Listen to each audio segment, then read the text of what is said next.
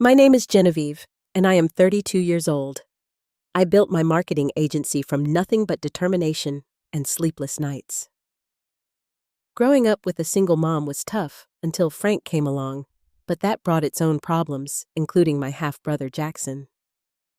Now my successful business has suddenly caught their attention. Mom and Frank just threatened to disown me if I don't make Jackson a partner in my company. They have no idea what I am capable of when pushed too far. Where are you watching from today? Drop your location in the comments and hit subscribe to find out exactly how I handled this family pressure and the shocking decision I ultimately made. I grew up in a small apartment in Dorchester, a working-class neighborhood in Boston. The building had thin walls and unreliable heating, but my mother Diana did everything she could to make it feel like home. For the first 10 years of my life, it was just the two of us against the world. Diana worked as a waitress during the day and cleaned offices at night, often leaving me with elderly Mrs. Patterson next door while she hustled to keep food on our table. Despite the financial struggles, those early years held a special kind of magic. On rare evenings when Mom had time off, we would make blanket forts in our tiny living room and eat boxed macaroni and cheese while watching rented movies. She would braid my hair and tell me stories about how one day things would be easier. I believed her completely. Everything changed when I was 10 years old. Mom met Frank Donovan while serving his table at the diner. He worked in construction management and had a confident way about him that seemed to sweep my mother off her feet. Within 3 months, he was sleeping over regularly. By 6 months, he had moved many of his belongings into our apartment. Frank was tall with broad shoulders and a booming voice that seemed to fill our small space. When he laughed, the windows practically rattled. At first, he tried to win me over with gifts and trips for ice cream, but there was always something calculated about his attention. His eyes never quite warmed when he smiled at me. "Your mom and I are going to build something special," he told me once. "A real family." The way he emphasized real made me feel like what Mom and I had before wasn't legitimate somehow. When I was 12, my half-brother Jackson was born. I still remember holding him in the hospital, this tiny bundle with a tuft of dark hair so different from my sandy blonde. Mom looked at him with such raw adoration that it made my chest ache. Frank stood beside her bed, his hand on her shoulder, beaming with pride. "Now we are complete," he said, not quite looking in my direction. The shift in our family dynamics happened almost overnight. Our apartment, already small now, seemed to revolve entirely around Jackson. His crib took prime position in the living room, since our 2-bedroom apartment couldn't accommodate a nursery. My school art projects disappeared from the refrigerator, replaced by Jackson's hospital footprints and monthly baby photos. Financial resources that had once been carefully allocated for our modest needs now flowed freely toward anything Jackson might require. When I needed new glasses after breaking mine during gym class, Diana hesitated and said we would have to wait until next month. That same week, Frank came home with an elaborate baby swing that Jackson used maybe 5 times before outgrowing it. "We have to prioritize," my mother explained when I questioned the disparity. Babies have so many essential needs.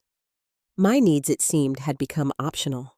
As Jackson grew from infant to toddler, the preferential treatment only intensified. Frank began talking about Jackson's future in grand terms, setting up a college fund for him when he was barely out of diapers. "What about my college fund?" I asked during dinner one night when I was 14. Mom had mentioned years ago that she put away a small amount each month for my education. An uncomfortable silence fell over the table. Diana looked at her plate while Frank cleared his throat. "We had to borrow from that for family expenses," he finally said. "But don't worry, we will contribute what we can when the time comes. You can always get loans or scholarships." Later that night, I overheard them talking about a family vacation to Disney World they were planning for when Jackson turned 5. No such trips had ever been considered when it was just Mom and me. I also became the default babysitter whenever they needed a night out. No discussion, no compensation, just an expectation that I would be available. It didn't matter if I had study groups or wanted to attend school events. Jackson came first. "You need to be more understanding, Genevieve," my mother would say whenever I expressed frustration. "Frank works so hard for this family." Whenever I tried to express my feelings about the unequal treatment, Frank would pull my mother aside afterwards. I would later hear him telling her that I was being difficult and jealous of the baby. The worst part was watching my once fiercely protective mother slowly accept his narrative about me. These circumstances forced me to become self-reliant at a young age. I started finding ways to earn my own money at 13 first, with a paper route, then setting up lemonade stands in summer and shoveling driveways in winter. By 15, I had built up a steady babysitting business for families in the nicer part of the neighborhood. Every dollar I earned went into a secret savings account I opened with the help of Mrs. Patterson. I knew early on that if I wanted a future, I would need to create it myself. The one bright spot during those difficult high school years was my English teacher, Mrs. Lawrence. She noticed how I would stay after school to use the library computers since we didn't have one at home. One day, she asked me to stay after class. "You have a gift for persuasive writing, Genevieve," she said, holding up my essay on consumer psychology. "Have you ever considered a career in marketing or communications?" No one had ever asked about my career aspirations before. At home, the focus was always on Frank's job or Jackson's developmental milestones. Mrs. Lawrence became the mentor I desperately needed, providing books on advertising and business, and eventually helping me research scholarship opportunities for college.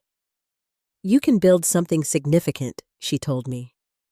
"But you will need to work twice as hard as everyone else." It was the first time someone looked at me and saw potential rather than an inconvenience. I took her words to heart and promised myself that no matter what obstacles my family placed in my path, I would find a way around them. By the time I graduated high school, I had saved nearly $7,000 from my various jobs. It wasn't enough for college, but combined with a partial academic scholarship to State University and student loans, it made higher education possible. When I announced my acceptance at dinner, Frank barely looked up from his phone. "Just make sure those loans don't come back to bite us," he said. "They'll be in my name," I replied. "You won't be responsible for anything." My mother offered a tight smile. "We're proud of you, honey. But remember, State is almost 2 hours away. Who will help with Jackson when I pick up extra shifts?" The contrast between their attitudes toward my education and their plans for Jackson was stark. Though he was only 6, Frank already talked about sending him to private school and eventually an Ivy League university. Jackson has the Donovan business sense.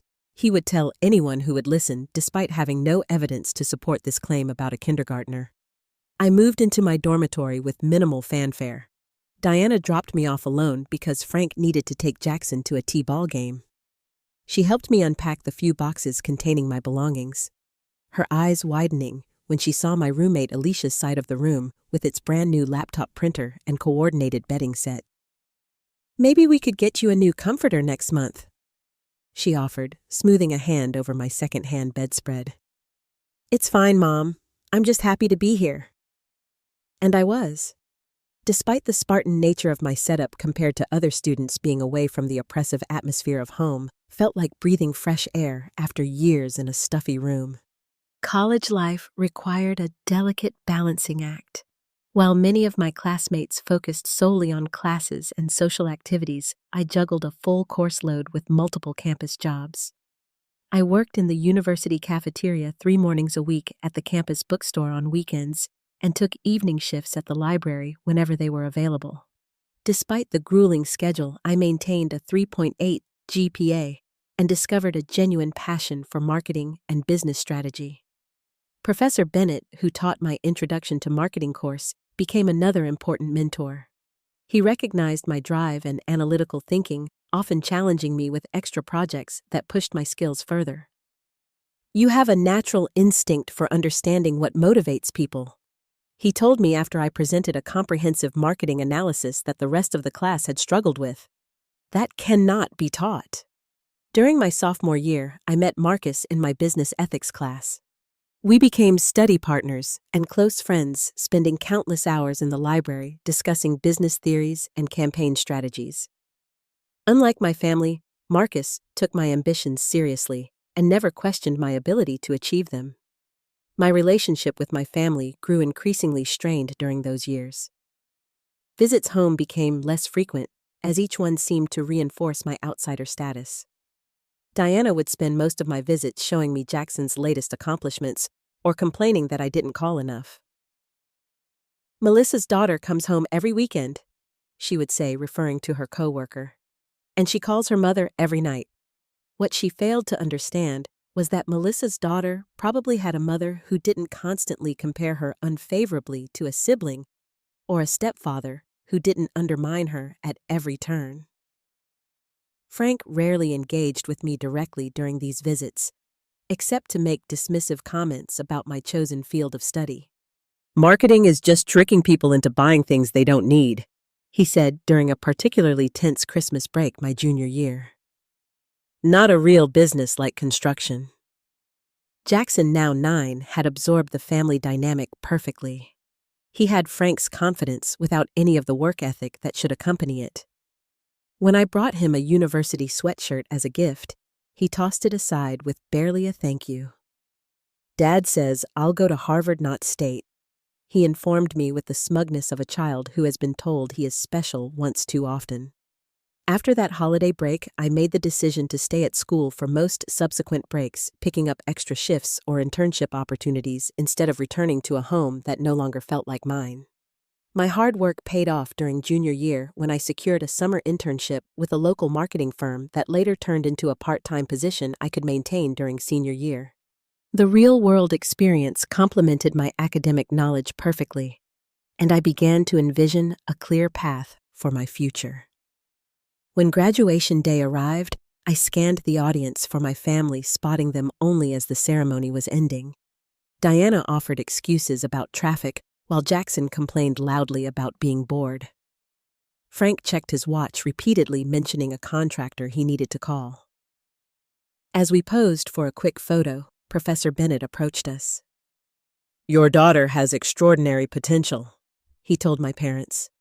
"One of the most promising students I've had in 20 years of teaching." I caught a flash of surprise in my mother's eyes, as if she was seeing me clearly for the first time in years. But Frank quickly steered the conversation back to more familiar territory. "Well, Jackson here is already showing real leadership skills in Little League. Coach says he's never seen a kid with such natural talent." We parted ways shortly after my diploma in hand and a job offer already secured. As I watched them drive away, I realized that true independence would mean building a life so solid that their approval or disapproval would become irrelevant. After graduation, I accepted a position at Meridian Marketing, a mid-sized firm in downtown Boston. I started in an entry-level role managing social media accounts for smaller clients, but quickly demonstrated my ability to develop innovative campaigns that drove measurable results. My tiny studio apartment in Somerville became both home and secondary office. I would finish my day job and then spend evenings researching emerging digital marketing trends, taking online courses to sharpen my skills, and experimenting with content creation techniques. Within 18 months, I had earned 2 promotions and was managing accounts for several significant regional businesses. My supervisors recognized my talent for combining data-driven strategy with authentic storytelling, often assigning me to pitch meetings with prospective clients.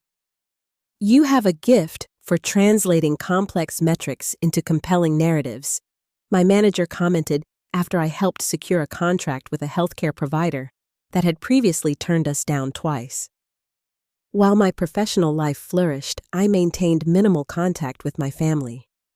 Monthly phone calls with my mother usually followed the same pattern: brief inquiries about my work, followed by extended updates about Jackson's activities and Frank's business challenges.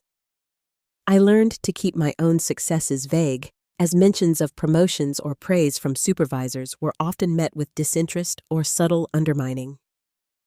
Well, I guess office work has its moments, Diana said when I mentioned being selected to lead a major campaign. Frank just landed a contract that will keep his crew busy for 2 years. Now that's job security. As I approached my 26th birthday, I began seriously considering launching my own agency. Several small business owners had approached me about freelance work after seeing campaigns I had managed, and I had accumulated a portfolio of impressive results across diverse industries. The decision crystallized after a particularly frustrating strategy meeting where my ideas for modernizing our client approach were dismissed by the agency's old guard leadership. That evening, I drafted a comprehensive business plan for what would become Authentic Edge Marketing. The early days of entrepreneurship tested every ounce of my determination. I converted my apartment's only closet into a makeshift office using savings to invest in essential software and equipment. I gave notice at Meridian, ignoring concerned comments from colleagues about the risks of going solo in a competitive market. My first clients came from connections I had carefully cultivated, a family-owned restaurant whose owner I had befriended while working on their account at Meridian, a boutique fitness studio run by my college friend Alicia's sister, a craft brewery whose founder I had met at a networking event. Each project required long hours for modest compensation, but I poured my heart into delivering results that exceeded expectations. I understood that in the beginning, reputation would be my most valuable currency. The breakthrough came 6 months in when a real estate development company hired me to manage marketing for their new luxury apartment complex. The campaign I created generated so many qualified leads that they signed me to a year-long contract with a substantial monthly retainer. This financial stability allowed me to rent a small commercial office space and bring on my first employees: Tony, a gifted graphic designer, and Sophia, a content writer whose work I had admired at Meridian. As the business grew, I developed a distinctive approach that set Authentic Edge apart from larger agencies. Rather than pushing generic marketing templates, we immersed ourselves in each client's unique story, creating campaigns that resonated with authenticity. Our tagline, "Truth sells better than hype," reflected this philosophy and attracted clients tired of conventional marketing strategies. By year 3, we had expanded to a team of 8 and moved to a larger office space with exposed brick walls and large windows overlooking the Charles River. Our client roster included regional hospitals, tech startups, and even a nationally recognized food brand. Throughout this period of growth, my interaction with family remained minimal. Jackson occasionally texted to ask for money for investment opportunities that were never clearly explained. Diana would call with updates about Frank's business struggles or to subtly compare my single status with her friends' daughters who were settling down nicely. What hurt most was their persistent failure to acknowledge what I was building. When I mentioned hiring new team members or winning industry awards, Diana would respond with comments like, "That's nice, dear. Did I tell you Jackson made the varsity basketball team?" Frank was even more dismissive, referring to my business as my little marketing thing on the rare occasions we spoke. "Let me know when you're ready for some real work," he said once. I could always use someone with computer skills in the office. I learned to stop seeking their approval and instead focus my energy on clients and employees who valued my expertise. Authentic Edge celebrated its 5th anniversary with a party at a rooftop venue overlooking Boston Harbor. As I gave a speech thanking my team and clients, I looked around at the community I had built and felt a deep sense of accomplishment that needed no external validation. The business continued to thrive, growing to 15 employees with specialized departments for digital strategy, content creation, and analytics. We won several industry awards for innovative campaigns, and I was invited to speak at marketing conferences about entrepreneurship and authentic brand storytelling. Then came the feature in Business Boston magazine, a prominent regional publication that profiled 40 under 40 business leaders transforming the city's economic landscape. The 3-page spread included professional photos of me in our stylish office and detailed Authentic Edge's rapid growth and unique approach to client relationships. I sent a digital copy to my mother out of courtesy, expecting the usual lukewarm acknowledgement. Instead, her response was uncharacteristically effusive. "We are so proud of you," her text read. "Frank says we should all have dinner this Sunday to celebrate." After years of indifference, their sudden interest in my success triggered immediate suspicion. Nevertheless, I agreed to dinner curious about what had prompted this change in attitude. Perhaps I thought optimistically they were finally seeing me clearly. I should have known better. The success of authentic edge marketing had brought me personal rewards I never could have imagined growing up in that cramped Dorchester apartment. My downtown condo featured floor-to-ceiling windows with views of the Boston skyline designer furniture I had carefully selected and a dedicated home office for weekend work. I had achieved financial stability entirely on my own terms, without family connections or inherited wealth to smooth my path. When Business Boston published their profiles celebrating local entrepreneurs, I was both proud of the recognition and wary of the increased visibility. The article included details about our client list, our innovative approach to digital storytelling, and even mentioned our approximate annual revenue based on industry estimates.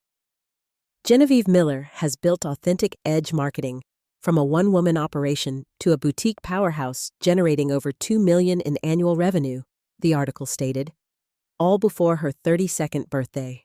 I sent the digital link to my mother mainly out of habit rather than expectation. Our communication had dwindled to occasional text messages and obligatory holiday calls. Jackson, now 20, occasionally reached out when he needed money or connections, his messages transparently transactional. Frank had largely stopped acknowledging me directly years ago. Their sudden enthusiasm to celebrate my success, after the article appeared, set off immediate alarm bells. Nevertheless, I found myself driving to their suburban home that Sunday evening, a bottle of expensive wine in the passenger seat, and curiosity overriding my better judgment. Their house in Medford represented everything Frank had aspired to: a colonial-style home with perfect landscaping in a neighborhood filled with similar upper-middle-class families. As I parked in the driveway, I noted the new SUV with vanity plates reading Donovan. Diana greeted me with an enthusiastic hug that felt foreign after years of emotional distance. She looked older than her 54 years, fine lines around her eyes deepening when she smiled. "There's our celebrity," she exclaimed, ushering me inside. "Frank Jackson Genevieve is here." The house smelled of pot roast, my favorite childhood meal that Diana hadn't cooked in years.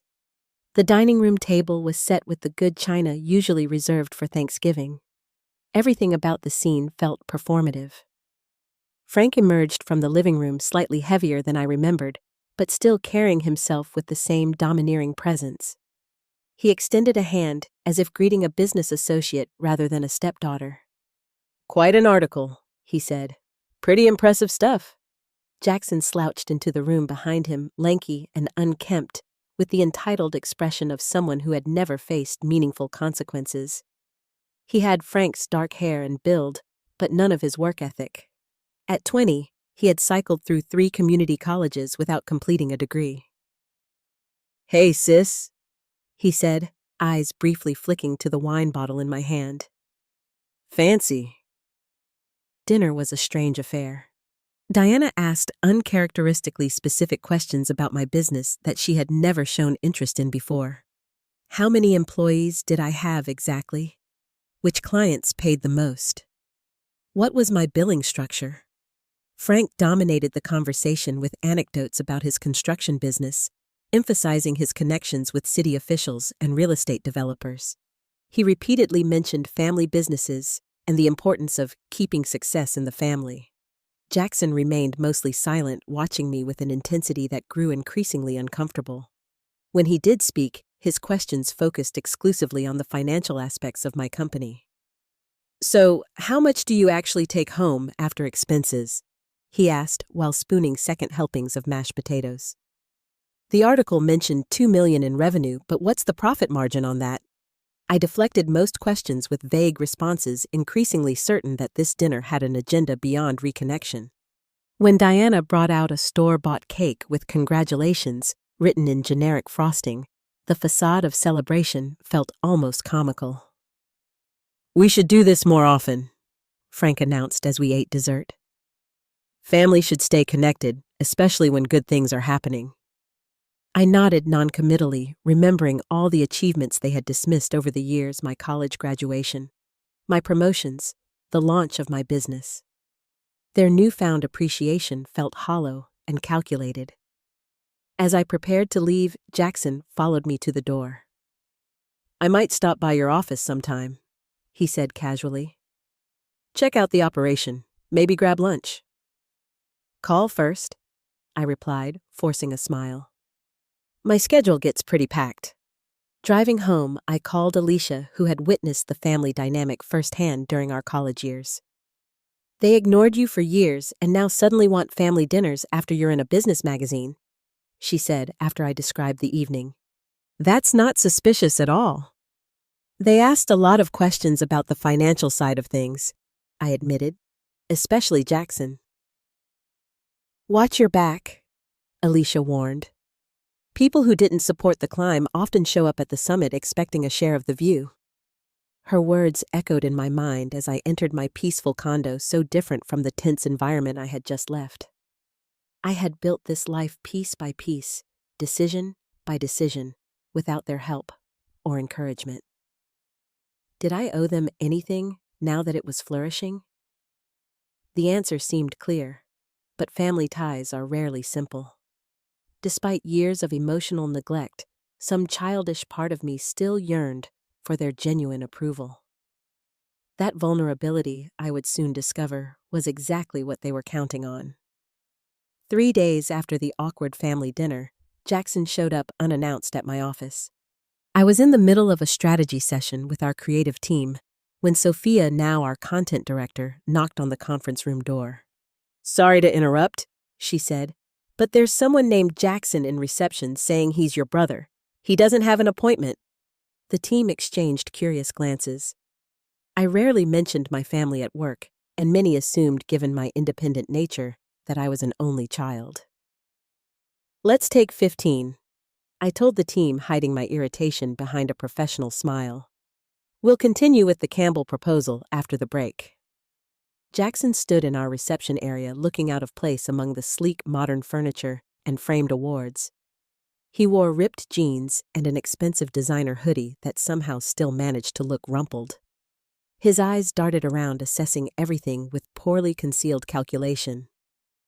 "Nice setup you've got here," he said instead of hello. "Very fancy." "I appreciate the visit, but I'm in the middle of something important," I replied, keeping my voice even. "Next time, please call ahead." "Just thought I'd see what my big sister has been up to." He shrugged, wandering toward the wall displaying our client logos. "These all your clients? That's impressive. Must be making serious money." Rather than continuing the conversation in reception, where staff could overhear, I reluctantly led him to my office. The space reflected my professional style, organized modern with touches of warmth in the plants and art I had carefully selected. Jackson immediately dropped into one of the chairs facing my desk. "So, this is where the magic happens, huh? Corner office with a view. You've done well for yourself." "I've worked hard," I corrected, remaining standing. "What brings you by Jackson?" He stretched his legs out, making himself comfortable. "Thought maybe we could grab lunch. Talk about some ideas I've been having." 30 minutes later, we sat in a nearby bistro. Jackson, demolishing an expensive steak, while I picked at a salad, my appetite diminished by the conversation unfolding between us. "So, here's what I'm thinking," he said between bites. "I could come on as a partner in the business, bring some fresh ideas, new energy. You've got the technical stuff down, but I've got people skills. Together, we'd be unstoppable." The suggestion was so absurd I nearly laughed. Jackson had no marketing experience, no business education, and had never held a job for longer than 6 months. His people skills consisted mainly of charm that wore thin once people recognized the self-interest behind it. Jackson business partnerships require compatible skills, experience, and shared vision, I explained carefully. You don't have a background in marketing. I'm a fast learner, he countered. And we're family. That counts for something, right? In business, professional qualifications count more. If you're interested in marketing, I could help you find entry-level positions where you could learn the industry. His expression darkened. Entry-level? I'm not looking to be some coffee runner making minimum wage. I'm thinking more like a 40% stake. As family, I deserve that much. The entitlement in his voice was staggering. Deserve? I've built this business from nothing over 6 years of 70-hour weeks and personal financial risk. What exactly have you done to deserve ownership? Family loyalty? He shot back, lowering his voice. Dad thinks it's a good idea, too. He says family businesses are stronger with multiple family members involved. Frank isn't my father, and his opinion on my business decisions isn't relevant. Jackson's expression turned ugly. You always thought you were better than us, didn't you? Now that you've got some success, you won't even help your own brother. I offered to help you find an appropriate position where you could learn the industry, I reminded him. That's a reasonable offer. I don't want reasonable. I want partnership. He stabbed his fork into what remained of his steak. You're going to make this difficult with Mom, aren't you? As the server cleared our plates, I paid the bill and stood up. I think this conversation is over. If you decide you want to learn the business properly, my offer stands. Otherwise, please don't show up at my office unannounced again. I returned to work unsettled but convinced I had handled the situation appropriately.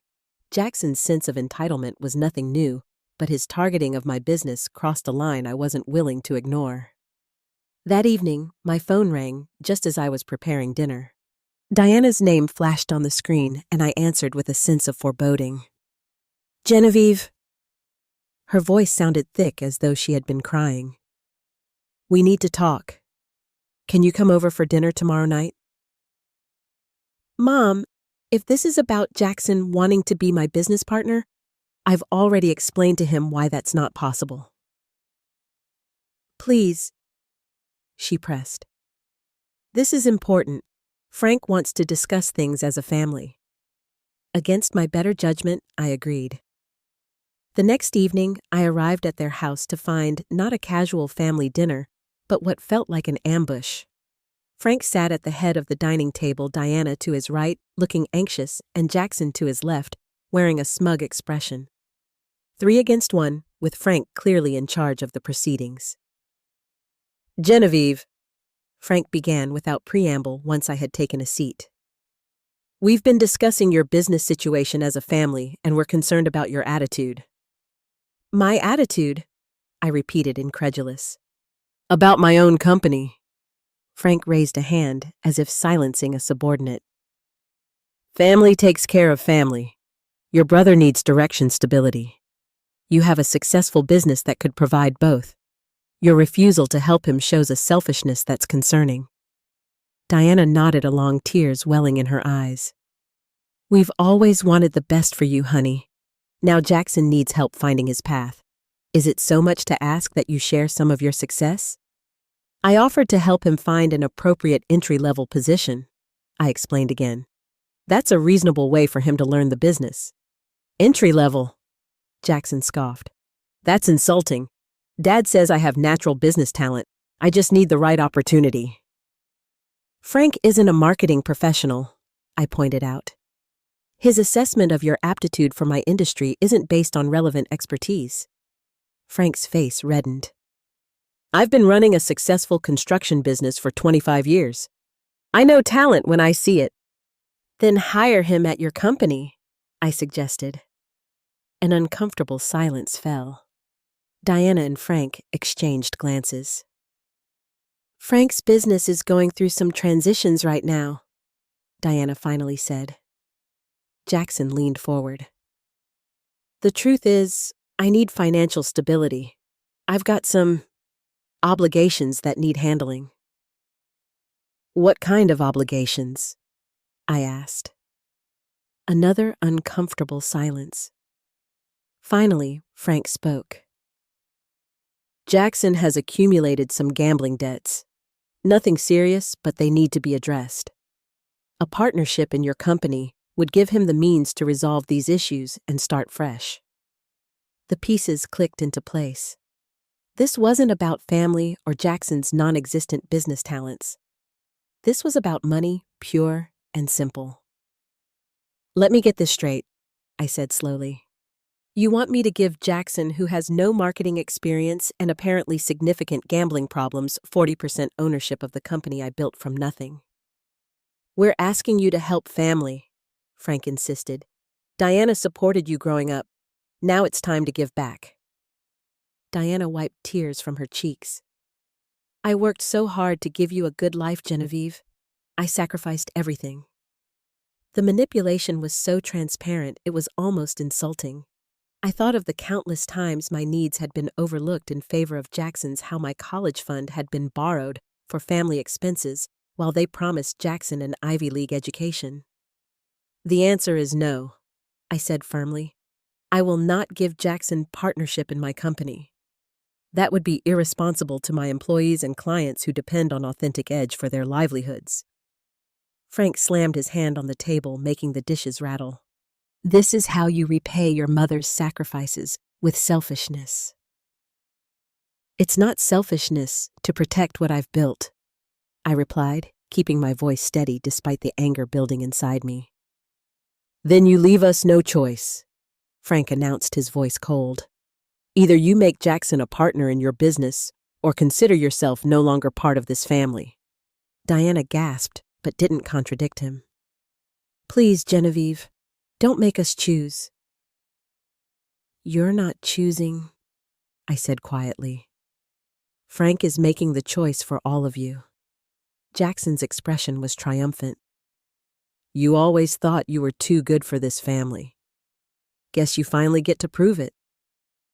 I stood up, surprisingly calm despite the storm of emotions inside me.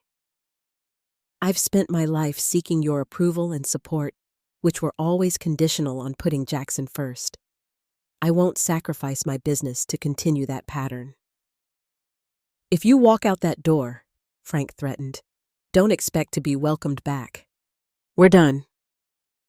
Diana was openly crying now, but said nothing to contradict him. Her silence hurt more than Frank's threats. I looked at each of them in turn, Frank red-faced with anger, Jackson smirking with unearned confidence, Diana tearful but unwilling to stand up for me even now. Goodbye, I said simply, and walked out the door with my head held high, despite the tears threatening to fall. In my car, the full weight of what had just happened hit me. They had been willing to disown me over my refusal to rescue Jackson from his self-created problems. Despite the pain, I felt a strange clarity. The family I had yearned for all these years existed only in my imagination. It was time to accept that reality and protect what I had built for myself. The aftermath of the family ultimatum left me reeling emotionally, even as I maintained a composed exterior at work. The first few nights were punctuated by sleepless hours, replaying the confrontation, wondering if there had been a different way to handle things, a magical combination of words that might have made them understand my perspective. The morning after the blow-up, I called Sandra Griffith, the business attorney who had helped me establish Authentic Edge and guided its growth. I explained the situation in clinical terms, downplaying the emotional impact, but emphasizing my concerns about potential interference. Unfortunately, this happens more often than you might think, Sandra said. Success attracts people who want to share the rewards without having done the work. The fact that their family makes it messier, but the principles remain the same. She recommended several immediate protective measures, changing passwords on all business accounts, reviewing access protocols, and documenting any communications from family members regarding the business. Let's also pull together documentation of Jackson's employment history, she suggested. If his work record is as spotty as you described, having that information on hand could be useful. Through Sandra's contacts, we learned that Jackson's gambling problem was significantly worse than Frank had indicated. He had accumulated debts to several online gambling sites and at least one casino in Connecticut. He had also been fired from his last 3 jobs for attendance issues, and in one case, suspicion of theft from the cash register. "This confirms you made the right decision," Sandra assured me. "Someone with these issues would be a liability as a business partner, family or not." I had barely processed this information when my office manager informed me that Frank had been calling some of our clients directly. 2 had reached out to confirm whether he was actually affiliated with Authentic Edge, as he had claimed. "He told Northeastern Healthcare that he was a business consultant doing an audit of our services," she reported, clearly concerned. "They called to verify because it seemed suspicious." The boundary violations escalated quickly. Diana began sending emotionally manipulative texts multiple times a day. "How could you do this to your brother after all we've done for you?" "Frank is just trying to help Jackson like he helped you growing up. Family should come before business. Your priorities are all wrong." Each message twisted reality, further reframing my childhood of emotional neglect as some kind of privileged upbringing that I now owed them for. I began forwarding the texts to a special folder rather than reading them immediately, preserving my mental health while maintaining documentation. Extended family members I hadn't spoken to in years suddenly contacted me with concerned messages. My mother's sister called to ask why I was abandoning the family during a difficult time. My cousin suggested I was too big for my britches now that you're in magazines. It became clear that Frank and Diana were actively recruiting allies in their campaign. Things took a darker turn when Jackson showed up at my condo building one night, clearly intoxicated. The security desk called up before allowing him access, giving me the opportunity to refuse his visit. Through the lobby camera feed, I could see him becoming aggressive, with the security guard gesturing wildly and eventually being escorted outside. The next morning, I implemented additional security measures at the office keycard.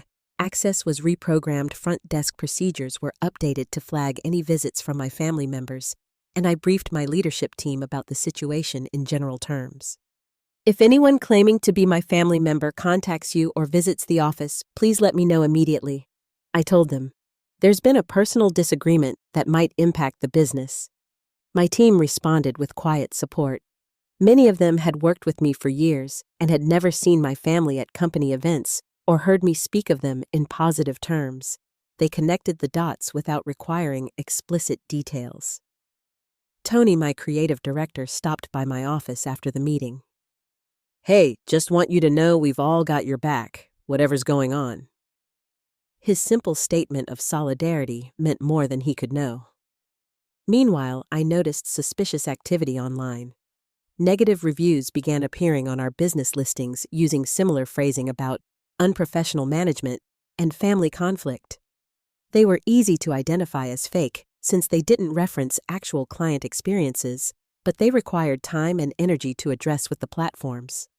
During a routine IT security check, our systems administrator discovered that someone had attempted to access our company email server multiple times from an external IP address. When traced, the address matched the Donovan home network. "It looks like they tried several password combinations," he explained. "They didn't get in, but it's concerning." I remembered using my personal laptop during that last family dinner. Frank must have accessed it while I was helping Diana in the kitchen. The violation felt both personal and professional. The stress began taking a physical toll. I experienced insomnia, loss of appetite, and anxiety attacks that would strike without warning. During a particularly difficult week, I finally reached out to my primary care physician, who referred me to Dr. Williams, a therapist specializing in family trauma. "What you're experiencing is a common response to family estrangement," she explained during our first session. "Especially when the break occurs after a lifetime of trying to earn love that was conditionally given." Over several sessions, Dr. Williams helped me recognize patterns that had been established in childhood. My role as the responsible one who would sacrifice for the family, Diana's emotional withdrawal, whenever Frank asserted control, Jackson's learned entitlement. "You're mourning the family you deserve to have," she noted. "But you're also setting healthy boundaries with the family you actually have." As the weeks passed, I began piecing together a more complete picture of the situation through careful investigation. A former colleague who now worked in financial services quietly informed me that Frank's construction business was facing significant financial difficulties. He had failed to complete several contracted projects on time, resulting in penalty clauses being invoked. There were also rumors of unpaid subcontractors filing complaints. Additionally, research into Frank's business history revealed a pattern of failed ventures before he met my mother. He had declared bankruptcy twice in his 20s and had been sued by former business partners for misappropriation of funds. This new understanding shifted my perspective somewhat. Jackson, for all his entitled behavior, was partly a product of Frank's parenting and unrealistic expectations. He had been raised to believe in shortcuts to success rather than sustained effort. Diana, who had once been independent and resourceful as a single mother, had surrendered her judgment to Frank out of fear of returning to financial instability. None of this excused their behavior toward me, but it helped me formulate a strategic response rather than merely reacting emotionally.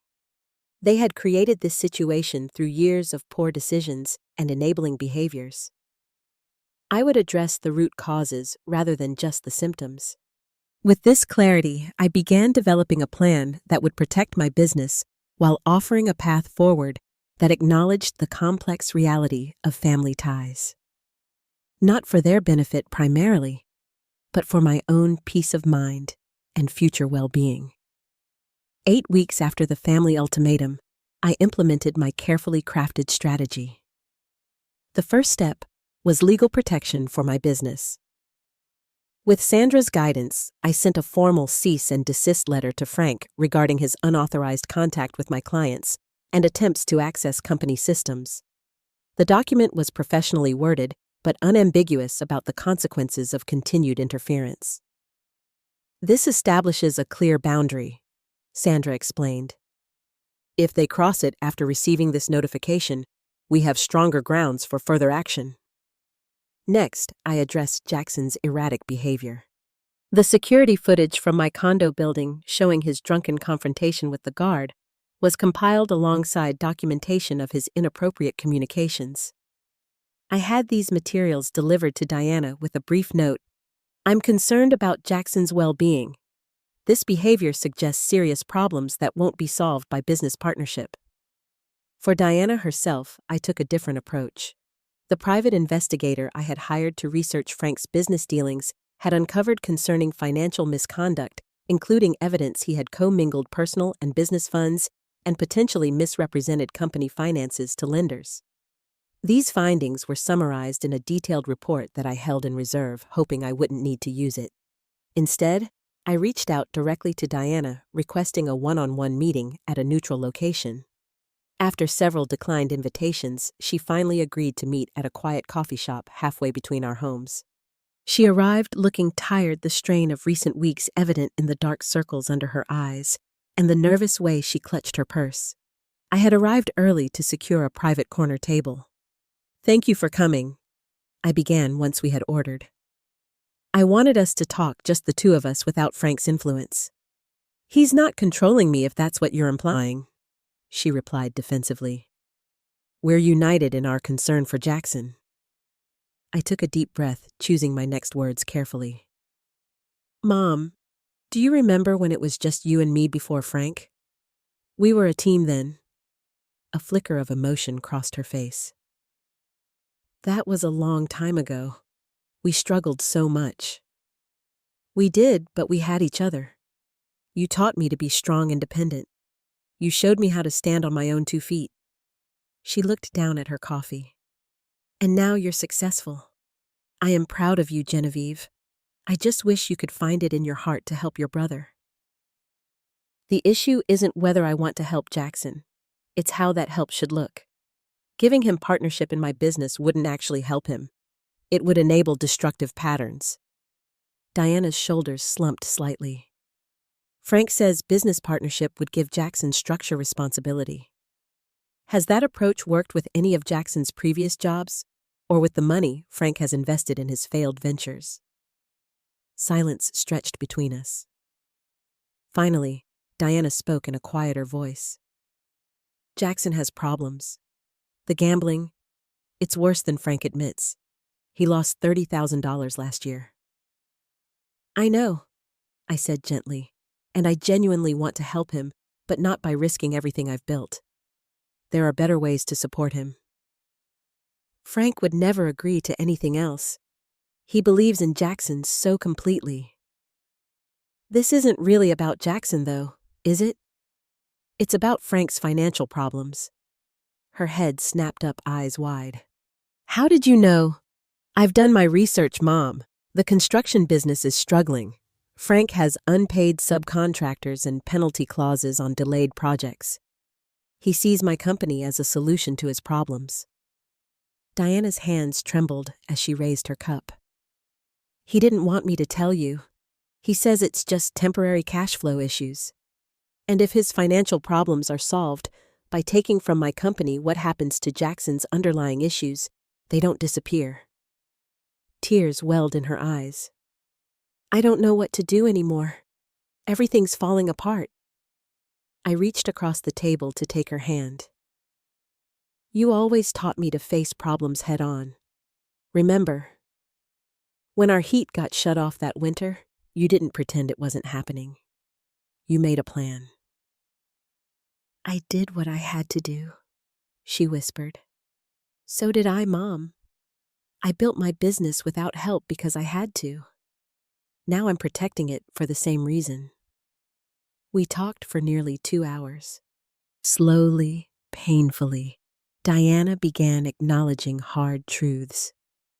Frank's financial manipulations over the years, the way he had pitted her children against each other, how she had allowed her fear of being alone to override her maternal instincts. I failed you, she admitted finally. I was so afraid of returning to that struggling single mother life that I let Frank make decisions I knew were wrong. You didn't fail completely, I assured her. You raised me to be resilient and self-reliant. Those qualities helped me build my life. By the end of our conversation, I had offered Diana something she hadn't expected: support for her independence separate from Frank.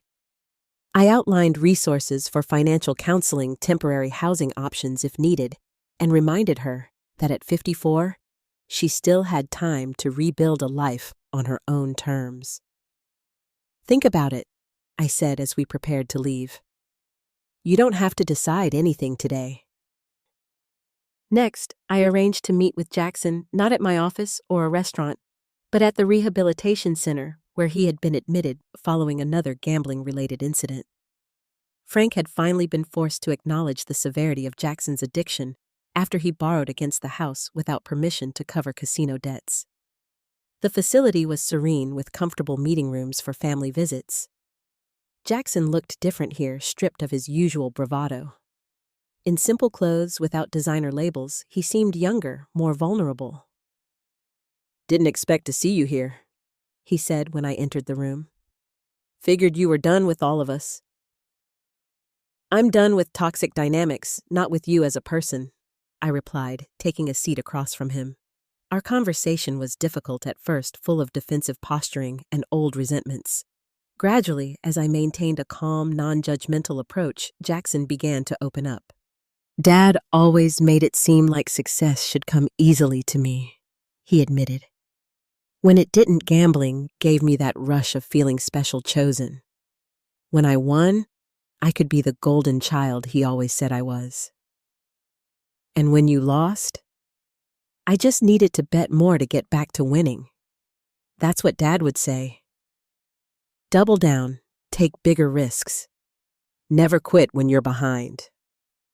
The parallels to Frank's business approach were striking.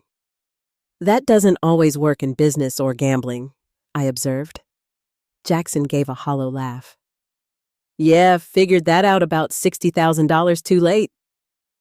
As our visit continued, Jackson revealed more about the dynamics I had only partially witnessed: how Frank had encouraged his sense of entitlement while simultaneously pressuring him to live up to impossible expectations. How his gambling had started with Frank taking him to poker games at 19. how Frank had covered smaller debts while telling him to man up and find bigger wins. "He talked about your business like it was this easy solution," Jackson confessed. "Like we could just take over and fix everything. I knew it was wrong, but I was desperate." By the end of our conversation, I had outlined a different kind of offer for Jackson's support for his recovery help with education costs if he chose to return to school, and potentially an entry-level position at Authentic Edge after he completed rehabilitation and demonstrated at least 6 months of stability. "Not partnership," I clarified. "You would start where everyone else does and earn advancement based on performance. No special treatment." "Why would you help me at all after what we tried to do?" "Because cutting toxic patterns doesn't have to mean cutting people off permanently. It means establishing healthier relationships with clear boundaries." The final confrontation with Frank occurred a week later. Unlike my approaches with Diana and Jackson, this meeting was not about reconciliation, but about establishing unmistakable boundaries. He agreed to meet at my attorney's office, already a bad sign for his expectations. When he arrived blustering about family business being discussed with outsiders, I presented him with the full documentation of his attempts to interfere with my company, along with the investigator's report on his financial misconduct. "This is your choice," I told him calmly. "Stop all attempts to access my business, cease communication with my clients and staff, and I keep this information private. Continue, and this goes to your creditors and the appropriate authorities." His face flushed with anger. "You ungrateful little... after everything I did for you growing up." "You did very little for me, Frank. Let's not rewrite history. I'm offering you a clean break, not out of affection, but because continuing this conflict serves no one." "Diana will never choose you over me," he threatened, grasping for leverage. "That's her choice to make. I've given her the same information I'm giving you. What she does with it is up to her." In the months that followed, significant changes unfolded. Authentic Edge continued to thrive, expanding to a second office location in Cambridge to serve our growing tech client base. We launched a mentoring program for disadvantaged youth interested in marketing careers, providing internships and educational support. Diana separated from Frank after 22 years together, moving into a small apartment and returning to work as an office manager. Our relationship remained complicated, but was slowly healing as she established her own identity apart from Frank. Jackson completed his rehabilitation program and enrolled in community college courses in business administration. After maintaining sobriety for 8 months, he accepted an entry-level position in our production department. His progress was gradual but genuine, with regular attendance at recovery meetings and therapy sessions. Frank remained estranged, unwilling to acknowledge his role in the family dysfunction.